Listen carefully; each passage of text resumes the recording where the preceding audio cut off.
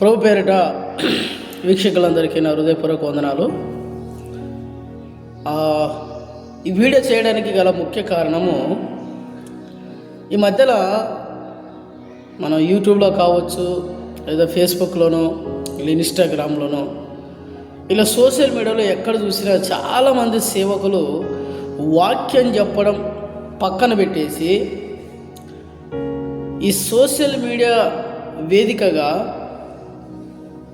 ఆ పాస్టర్ అలాగున్నాడు, ఈ పాస్టర్ ఇలాగున్నాడు, అతను అలాగున్నాడు, ఇతను ఇలాగున్నాడు అనేటువంటి ఆ విమర్శతో కూడుకున్నటువంటి వీడియోస్ ఎక్కువైపోయినాయి.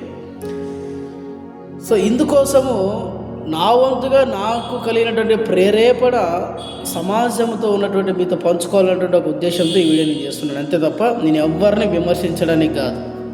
ఒకవేళ ఇది కూడా ఒక రకమైనటువంటి విమర్శే అని ఒకవేళ మీరు అనుకుంటే దయచేసి మీరు అందరూ నన్ను క్షమించునుగాక, దేవుడు కూడా నన్ను క్షమించునుగాక. నాకైతే ఇది విమర్శ చేయాలనే ఉద్దేశంతో కాదు, నాలో ఒక రకమైనటువంటి ఆత్మీయ బాధ కలిగింది, అందును బట్టి మీతో పంచుకోవాలనే ఉద్దేశంతో వీడియో చేస్తున్నాను. ఏంటి అంటే ఎగ్జాక్ట్గా 3 ఇయర్స్ బ్యాక్ మనం యూట్యూబ్ ఓపెన్ చేస్తే వాక్యములు మనకి ఎక్కువ కనబడేవి. ఒక దైవ సేవకులు సంఘంలో చెప్పిన వాక్యాలు కావచ్చు, లేదా సభలలో చెప్పినటువంటి వాక్యాలు కావచ్చు, లేదా సెమినార్స్లో చెప్పినటువంటి వాక్యాలు కావచ్చు, లేదా యూత్ మీటింగ్లో చెప్పినటువంటి వాక్యములు కావచ్చు, లేదా ప్రశ్నోత్తరములు కావచ్చు. ఈ విధమైనటువంటి వీడియోస్ ఎక్కువగా మనం చూసేవాళ్ళం. ఒకరినొకరు తిట్టుకోవడాలు, దూషించుకోవడాలు, లేదా ఒకరినొకరు విమర్శించుకోవడాలు అనేటువంటి వీడియోస్ చాలా తక్కువగా ఉండేటివి. కానీ ఈ 2-3 సంవత్సరాల నుంచి యూట్యూబ్లో ఓపెన్ చేస్తే మరి వాక్యము తగ్గిపోయింది. ఏ పాస్టర్ అయితే వాక్యం చెప్పి యూట్యూబ్లో అప్లోడ్ చేసేవాడో అదే పాస్టరు ఈ మధ్యకాలంలో ఒకరిని కాదు చాలామంది ఏం చేస్తున్నారంటే ఒకరినొకరు దుమ్మెత్తుకొని, ఒకరినొకరు దూషించి, ఒకరి మీద ఒకరు అల్లరి చిల్లరిగా నోటికి హద్దులు లేకుండానట్లుగా ఆ క్రైస్తవులకు ఉన్నటువంటి లిమిట్స్ని సైతం క్రాస్ చేసి మాట్లాడి యూట్యూబ్లో ఒక సోషల్ మీడియా వేదికగా అప్లోడ్ చేయడం జరుగుతుంది. దీనివలన చూసేటువంటి అన్యులు కావచ్చు, లేదా మీ సంఘాల్లో ఉన్నటువంటి విశ్వాసాలు కావచ్చు, అది ఎంత ఎఫెక్ట్ చూపిస్తుందో ఒక సేవకుని మీద, ఆ క్రైస్తవం మీద అది ఎంత ఒక చెడ్డ అభిప్రాయాన్ని తీసుకొస్తుందో అనేటువంటి విషయాన్ని చాలామంది మర్చిపోయారు. ఇది మొదటిది. ఇకపోతే రెండవది, అబద్ధ బోధకులు ఎక్కువైపోయినారు. ఈ విషయమే మీరు ఎక్కువగా ఆశ్చర్యపోవాల్సిన విషయమేమీ లేదు, ఎందుకంటే దేవుడు ముందుగానే బైబిల్లో మనకు తెలియజేశాడు. ఈ విషయమే మనం ఎక్కువగా వాదించాల్సిన అవసరం లేదు, ఎక్కువగా చింతించాల్సిన అవసరం లేదు, కలవరపడాల్సిన అవసరం అంతకంటే లేదు. ఎందుకంటే దేవుని రాకడ బహు సమీపముగా ఉన్నది కనుకనే ఇవన్నీ జరగవలసి ఉన్నది జరుగుతున్నవి. ఓకేనా? ఇకపోతే చాలామంది నేను కూడా పాస్టర్నే అంటూ యూట్యూబ్ వేదికగా లేదా సోషల్ మీడియా వేదికగా అనేకమైనటువంటి విమర్శాత్మకతతో కూడినటువంటి వీడియోస్ అప్లోడ్ చేస్తున్నారు. ఓ దైవ సేవకులారా, ఓ విశ్వాసులారా, మీరు దయచేసి దేవుడు మీకు ఇచ్చినటువంటి ఆ ఆత్మ ప్రేరేపణతో ఎవరు దొంగ సేవకులు, ఎవరు దొంగ ప్రవక్తలు, ఎవరు కేవలము డబ్బు సంపాదించుకోవాలనే ఒక ఉద్దేశంతో యూట్యూబ్లో వీడియోలు అప్లోడ్ చేస్తున్నారు, ఎవరు ఫేమ్ అయిపోవాలి, రాత్రి ఫేమస్ అయిపోవాలనేటువంటి ఉద్దేశంతో వీడియోలు చేస్తున్నారు, ఎవరు పెద్ద సేవకులైనటువంటి వారిని విమర్శిస్తే రాత్రికే నాకు సబ్స్క్రైబర్స్ పెరిగిపోతారు, రాత్రికే లైక్స్ పెరిగిపోతాయి, రాత్రికే నేను ఫేమస్ అయిపోతానంటే ఒక ఉద్దేశంతో వీడియోలు చేసి అప్లోడ్ చేస్తున్నారు.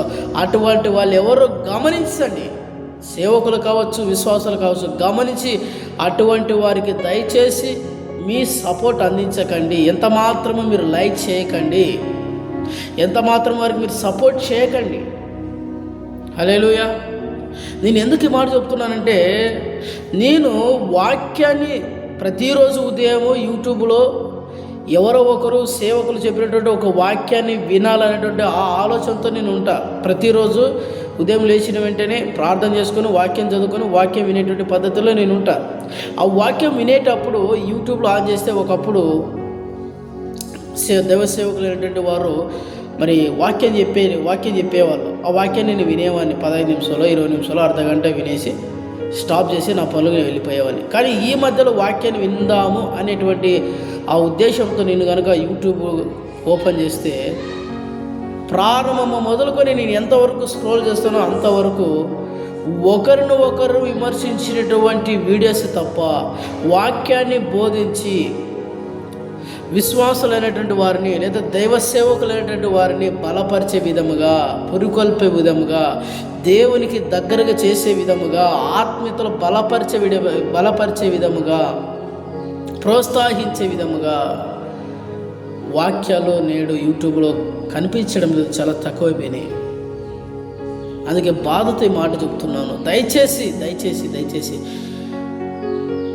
విమర్శించాలని అనుకున్న ప్రతి ఒక్కరికి ఏమంటారంటే ప్రత్యేకంగా వారికి ఫోన్లు చేసి ఫస్ట్ మాట్లాడండి. మీరు మాట్లాడిన తర్వాత మీ ఉద్దేశాలను 2-3 సార్లు హెచ్చరించి తెలియజేసిన తర్వాత అప్పటికీ వారు మారకపోతే వారిని సుంకరిగాను అన్యునిగాను ఎంచుకోమని దేవుడు చెప్తుంటే నువ్వేం చేస్తున్నావు? ఏకంగా సోషల్ మీడియా వేదికగా నువ్వు వారి ఫోటోలు వేసి, వారి పేర్లు వేసి, వారి సంఘాలను వేసి, నువ్వు వారి ఫ్యామిలీతో సహా కలుపుకొని విమర్శించడం అనేది, నోటికి వచ్చినట్టు బూతులు మాట్లాడడం అనేది దైవ సేవకులంగా కావచ్చు లేదా విశ్వాసాలు కావచ్చు, ఇది ఎవరికి తగదు. కాబట్టి ఈ విషయం మీద దయచేసి మీరు జాగ్రత్తగా ఉండండి. ప్రభు రాకడ దగ్గరగా ఉంది, ప్రేమ చల్లారిపోతూ ఉంది. అందుని బట్టి ఇవన్నీ జరుగుతూ ఉన్నాయి. యుద్ధాలు పెరిగిపోయినాయి, ఆత్మహత్యలు పెరిగిపోయినాయి, హత్యలు పెరిగిపోయినాయి, అత్యాచారాలు పెరిగిపోయినాయి, పాపం పెరిగిపోయింది, ఆయుష్కాలం పెరిగిపోయింది, టెక్నాలజీ పెరిగిపోయింది.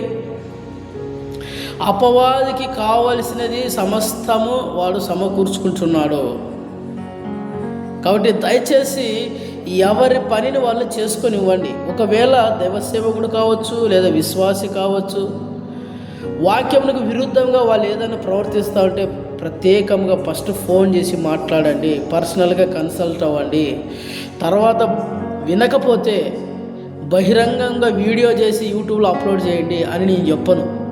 సో వానిని సుంకరిగాను అన్యునిగాను విడిచిపెట్టే దేవుడు వానికి తీర్పునిస్తాడు. నువ్వు హెచ్చరించినావు కదా, ఒకసారి హెచ్చరించినావు, 2 సార్లు హెచ్చరించినావు, 3 సార్లు హెచ్చరించినావు, అయినా వినలేదా? అయితే విడిచిపెట్టేసి దేవునికి వదిలిపెట్టు, ప్రార్థన చేయి.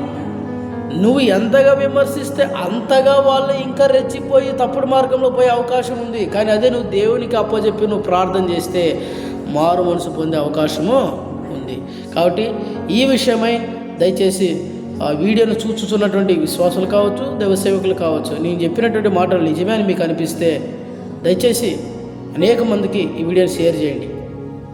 లేదా నేను ఫేమస్ అవ్వడానికో, సబ్స్క్రైబర్స్ పెంచుకోవడానికో, లైక్స్ పెంచుకోవడానికో కాదండి. నా ఉద్దేశం అది కాదు. మనము క్రైస్తవుల మీ సహోదర ప్రేమ కలిగి ఉండాలి. చూడండి, సమాజంలో క్రైస్తవులని, నిజమైనటువంటి క్రైస్తవులని అటు అన్యులైన వారు హింసిస్తున్నారు, ఇటు గొర్రె చర్మం కప్పుకున్న తోడేళ్ల రూపంలో ఉన్నవారు హింసిస్తూ ఉన్నారు. ఓకేనా? కాబట్టి చాలా జాగ్రత్తగా ఉండాలి. ఎందుకంటే మన యొక్క ప్రతి క్షణాన్ని, ప్రతి నిమిషాన్ని, మన ప్రతి ఒక్క క్రియను గమనిస్తూనే ఉంటారు. కనుక మనము ఏ మాట మాట్లాడినా, ఏ వీడియో అప్లోడ్ చేసినా ఇది నలుగురికి ఉపయోగపడే విధంగా ఉందా, లేదా నలుగురిని దేవునికి దూరపరిచే విధంగా ఉందా, లేదా అదే నలుగురిని కొత్తగా రక్షణలో నడిపించే విధంగా ఉందా లేదా అని పరీక్షించి పరిశోధించి 1-2-3 సార్లు నువ్వు రికార్డ్ చేసిన వీడియోను నువ్వే విని తర్వాత అప్లోడ్ చేస్తే బాగుంటుందని నా యొక్క ఒక విన్నపం. అంతే, ఇది రిక్వెస్ట్. ఒకవేళ నేను చెప్పినటువంటి మాటల ద్వారా ఎవరైనా బాధపరచబడి ఉంటే, నొప్పించబడి ఉంటే దయచేసి ప్రభు పేరిట నన్ను క్షమించండి. అటువంటి ఉద్దేశంలో ఎవరైనా ఉంటే మీరు మార్చబడాలి, అనేకులు దేవుని దగ్గర నడిపించాలంటే ఒకే ఒక ఉద్దేశంతో మాత్రమే వీడియోని చేశాను. దేవునికి మహిమ కలుగును గాక. ఆమేన్.